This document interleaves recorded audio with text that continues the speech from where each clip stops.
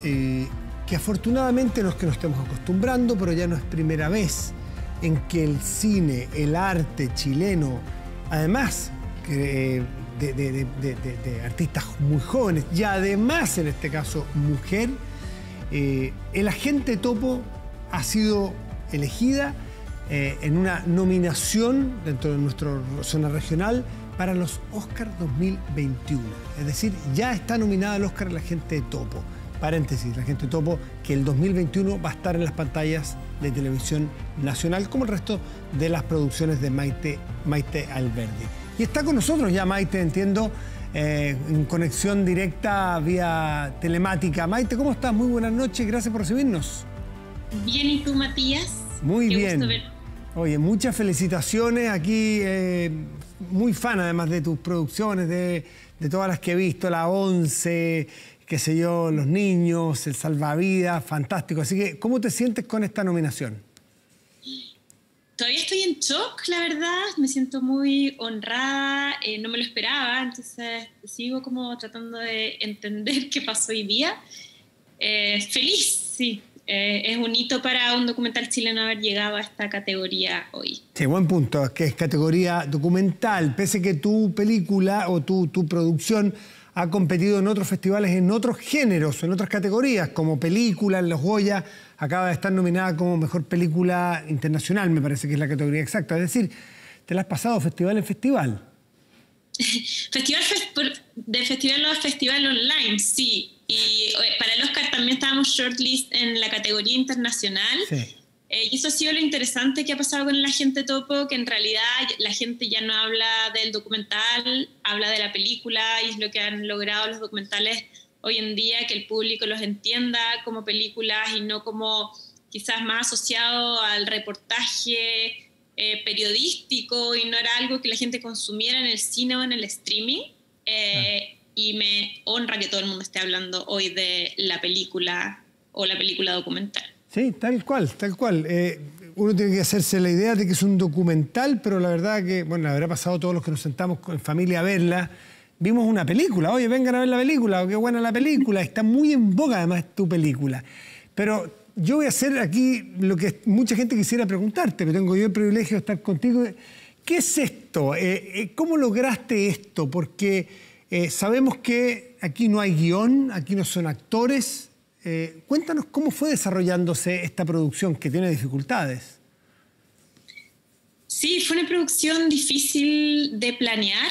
Es un documental, todo lo que pasa es real y yo digo es película porque los documentales tienen que lograr en el espectador lo mismo que la ficción, que es contar una historia, conmover al público y conectar con una temática, y eso hace esta película documental. Y lo logramos primero investigando las agencias de detectives, después investigando mucho este lugar y pasando mucho tiempo ahí. Y es un equipo que hemos trabajado juntos a lo largo de 10 años, por 10 años, y aprendimos a filmar ciertos lugares, y ya habíamos hecho documentales en residencias de ancianos, y el tiempo que le invertimos a las producciones nos ha dado como una forma de filmar y un acceso a los personajes y de lograr una intimidad que es la que se logra en el Agente Topo, que a veces todo parece ficción, claro, pero es real, y lo que nos extraña, claro, es ese acceso a la intimidad. ¿Cómo lo ¿Cuántos de estas personas hablan, hacen sus diálogos o sus parlamentos guionados por ti? ¿Alguno de ellos? Ninguno. No, ninguno. Don Sergio tampoco. El Agente Topo tampoco, nada. Es que nada. yo no sería tan creativa jamás. O sea, todo lo que yo pueda escribir, como que no sería ni la mitad de esos diálogos. Como no se me ocurre. La realidad es así, la realidad supera la ficción. Estamos llenos de historias insólitas que nos cuentan y decimos... Pero, Maite, don Sergio en algún momento sabía que estaba actuando. No, es que no está actuando. Mira, don Sergio llegó efectivamente... Yo partí esta historia desde Rómulo. Yo quería hacer un documental de un detective privado porque había leído que desde que cambió el sistema procesal penal en Chile se abrieron muchas agencias nuevas. Yeah. Llamé a muchos ex-PDI que habían jubilado y habían puesto sus agencias. Y ahí conocí a Rómulo, trabajé como su asistente un tiempo. y entendí cómo funcionaban estos espacios y vi distintos casos de infiltrados, entre ellos uno de una residencia de ancianos donde Rómulo solía trabajar con una persona mayor, y justo antes de entrar a un caso de residencia, que era el que íbamos a filmar, este señor se rompe la cadera, que era su agente histórico, y Rómulo decide poner el aviso en el diario, y Sergio llega efectivamente a través de este aviso, que fue un regalo. Llegó a la entrevista y llegó por el trabajo, no llegó por querer hacer una película. Ya, es lo que dice, es lo que dice tu documental, es lo que cuenta. Ya, pero en algún momento, ¿cómo se compatibiliza esto con que esté lleno de cámaras? ¿O qué tipo de cámaras son para que no se sientan haciendo un documental? No, es una cámara grande, somos un equipo de 3, 4 personas. Y cuando Sergio llega a ese lugar, le explicamos que a todos los que llegaron a esa entrevista, que este trabajo, si ellos quedaban, iba a ser filmado. Y lo que hicimos nosotros fue que primero grabamos todo el entrenamiento de Sergio y por nuestra cuenta fuimos al hogar con la producción de la película a decir que queríamos hacer un documental sobre la tercera edad, de todo lo que pasara ahí, lo bueno y lo malo. Corríamos el riesgo de que no nos dejaran entrar y habían visto la 11 y les encantaba, nos dejaron entrar, entonces entramos un poco antes que Sergio y cuando él entra actuamos como que no nos conocíamos y ya éramos parte de ese lugar. Entonces yo tampoco lo podía dirigir porque en realidad él era el nuevo que había llegado y era uno más y estábamos ahí subordinados a lo que pasara. No, fascinante. Y después tuviste que pedir, o tuvieron que pedir permisos o consentimiento para que tú armaras esta película y nosotros conociéramos estas historias, ¿no es cierto? No, el consentimiento lo pedimos antes. Antes de entrar al hogar... o sea, legalmente les pedimos los consentimientos a todos los residentes, a los dueños del hogar. Claro, no les contamos nunca que era una película de un espía, porque si no, no la podíamos hacer, pero yo creo que la temática estaba bastante explicitada en el consentimiento. Lo difícil fue al final decirles como, oye, Sergio era un agente infiltrado y no lo podían creer y nunca sospecharon y no entendían nada, y por suerte les fascina la película y sienten que los representa muy bien. Qué riesgo, ¿eh? Maite, qué riesgo que alguien te dijera, no quiero que dé esta película porque está mi madre, porque hay una historia íntima de mi familia que no quiero que se conozca. ¿Pudo haberte pasado eso o no? Es que varias personas dijeron que no antes y esas personas no las filmamos. Ya, perfecto.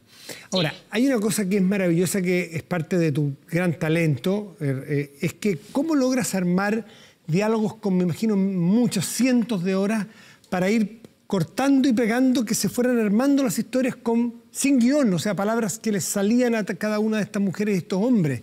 ¿Dónde está ese oficio? Eso es lo que tú buscas, ¿no? Sí, yo siempre digo que el oficio del documentalista es como el de un escultor, es como si fuera, no sé, Rodin, que tiene una roca gigante. Nosotros los documentalistas tenemos 300 horas de material, que son esta roca, y esta roca le tenemos que ir sacando, y en este caso 300 horas de material que tenemos que sacar 299 horas hasta que aparece la figura y se construye esta historia con los equilibrios necesarios, porque yo había partido desde la historia del detective y derivamos totalmente en la experiencia de Sergio. Entonces, ese viaje lo encontramos en la edición y es mucho tiempo de edición. Es un año montando la película y probándola con público y escuchando opiniones. ¿Tú no viste a don Sergio, no viste al topo inmediatamente como el eje de tu historia? ¿La fuiste descubriendo?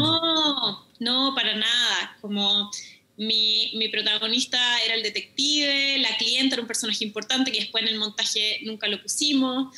Estaba muy en el caso y yo estaba en una narrativa como de cine negro estadounidense que quería llevar al documental, entonces era el thriller policial y las pistas, entonces al principio editamos muy desde ahí y cuando en realidad nos damos cuenta que la narrativa avanzaba desde la racionalidad, funcionaba porque era la estructura clásica, pero la emoción del público que la veía y de nosotros estaba totalmente en lo que le iba pasando a Sergio. Entonces la idea inicial es una excusa de entrada a la película, como este agente, este detective, que la vuelve particular, pero finalmente deriva en lo que le pasa a él, y eso lo descubrimos en montaje. Bueno, y la gran maravilla, que es al final como el resumen, que es lo que a cada uno le queda de reflexión al mundo que tú reflejas y que nos muestras y nos abre las puertas a un mundo desconocido, pero que intuimos, o más bien queremos hacerlo medio desconocido, que es el mundo de la tercera edad,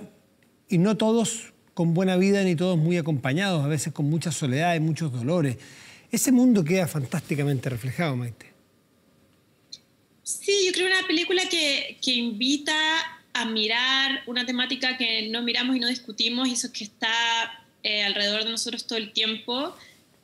Nosotros siempre decimos que ha aumentado la expectativa de vida, pero no el deseo de vivir. En Chile las tasas más altas de suicidio son de personas mayores de entre 80 y 90 años, y creo que la cifra para mí era un abstracto, pero después de hacer esta película entiendo la soledad y entiendo ese número, quizás. Y creo que hemos pensado mucho, o nos preguntamos mucho qué adultos queremos ser cuando niños, pero nunca proyectamos qué persona mayor queremos ser, cómo queremos vivir la vejez, y la película invita a conversar eso, y nos ha pasado mucho que es un tema que se abre en la familia, y eso ha sido bien impresionante para nosotros como equipo. ¿Qué te ha pasado en cuanto a respuesta de adultos mayores que la ven? Ya sea de tu entorno familiar, de amistades. Porque bueno, los niños quizás la ven más lejos. Esa fue la experiencia que me tocó a mí y mi familia. Los niños miraban esto con algunos diálogos que le parecían simpáticos, tiernos, unos ancianos encantadores, otros más retraídos. La gente de la edad mía, por ejemplo, que estamos frente a este tema, es un público objetivo. Pero ¿qué le pasa a la tercera edad cuando ve esta película de la tercera edad? Es el público más difícil, te diría, que uno pensaría que es el nicho de la película, pero no, les cuesta mucho, la sufren mucho, varios la esquivan, pero también otros la han usado como herramienta para conversar con sus hijos. Pero sí, es una película que es muy dolorosa para la tercera edad. Maite Alberdi, me queda muy poquito tiempo y te tendría 70.000 preguntas como telespectadora de tus muchas películas. ¿Qué proyectos estás trabajando en paralelo? Porque me imagino que no es que cierras uno y empiezas otro, ya tienes otro, y me gustaría saber en qué estás trabajando, qué tramas. Estamos trabajando en proyectos en paralelo, pero debido al confinamiento este año tuvimos que parar muchos rodajes, entonces no sé qué pase en realidad con esos proyectos, porque en los documentales los directores no podemos aplicar protocolos COVID para salir a filmar, pero yo creo que la gran invitación para nosotras como equipo ahora con esta nominación es empezar a filmar afuera y empezar a pensar proyectos que ya no son solo en Chile, y es lo que estamos pensando y aspirando ahora. Fantástico. Bueno, esta es una producción que entiendo que se hace con España, con Holanda, te tiene en la recta final de los Oscars como mejor documental. Muchísimas gracias en cuanto a la presentación que nos vas a hacer y lo bien que nos haces pasar cada cierto tiempo frente a una pantalla con las historias que tú nos reflejas. Yo la 11 la encuentro insuperable. Está también creo que no sé si está en Netflix. Esta Gente Topo está, pero Maite, muchas gracias por tu creación artística y por las historias que nos narras y nos entregas, nos regalas. Gracias, Matías. Gracias por ver las películas y siempre comentarlas. Te lo agradezco mucho. Que te vaya súper bien y gracias nuevamente. Felicitaciones. Chao. Muchas gracias. Chao.